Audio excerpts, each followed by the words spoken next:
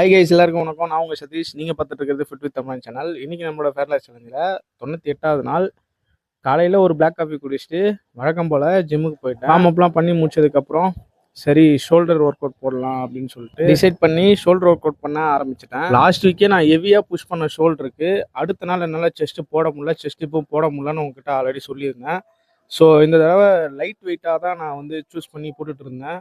ரொம்ப ஹெவி வெயிட்லாம் போடல ஷோல்டருக்கு. ஆக்சுவலாக இன்னைக்கு நாள் வந்து நான் ஷோல்டர் அண்ட் ஆப்ஸ் நான் ட்ரெயின் பண்ணியிருக்கணும். ஆனால் இன்னைக்கு ஷோல்டர் மட்டும்தான் போட்டேன். ஏன்னா ஷோல்டரில் பெயின் வர ஆரம்பிச்சு. வீட்டுக்கு வந்ததும் பிரேக்ஃபாஸ்ட் மீலாக ஒரு தோசையும் ஆம்லெட் தான் சாப்பிட்டேன். இன்னைக்கு கொஞ்சம் ஹாஸ்பிட்டல் போக வேண்டியது இருந்துச்சு. அதனால ஜிம்ல இருந்து சீக்கிரமாக வந்தேன். அதுக்கப்புறம் ஹாஸ்பிட்டல்லாம் முடிச்சு லேபில் ஆல்பம் ஒர்க் கொடுத்துருந்தேன்ல ரீ ஒர்க்குக்கு, அந்த ஆல்பம் ரெடி ஆயிடுச்சுன்னு சொல்லிட்டு சொன்னாங்க. ஸோ அதை வாங்கலாம்னு சொல்லிட்டு செஞ்சு வந்தேன்.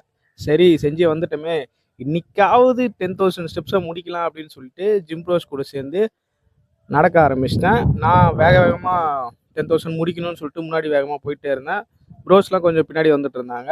ஒரு 3 to 4 டைம்ஸ் வந்து நான் அப்ஸ் அண்ட் டவுன் போயிட்டு வந்ததுனால என்னுடைய 10,000 ஸ்டெப்ஸை நான் ரீச் பண்ண முடிஞ்சது. அதுக்கப்புறம் எல்லாரும் வாக்கிங்லாம் முடிச்சுட்டு காஃபி ஷாப் போயிட்டு ஆளாளுக்கு டீ காஃபி வாங்கியிருந்தோம். நான் ஒரு ½ சுகர் போட்ட ஒரு காஃபி வாங்கி சாப்பிட்டு வீட்டுக்கு கிளம்பிட்டேன். ஸோ இன்னைக்கு டே இதோட முடியுது. நீங்களும் உங்கள் உடம்பு ஃபிட் பண்ணுங்கள், உலகத்தை வின் பண்ணுங்கள். பை.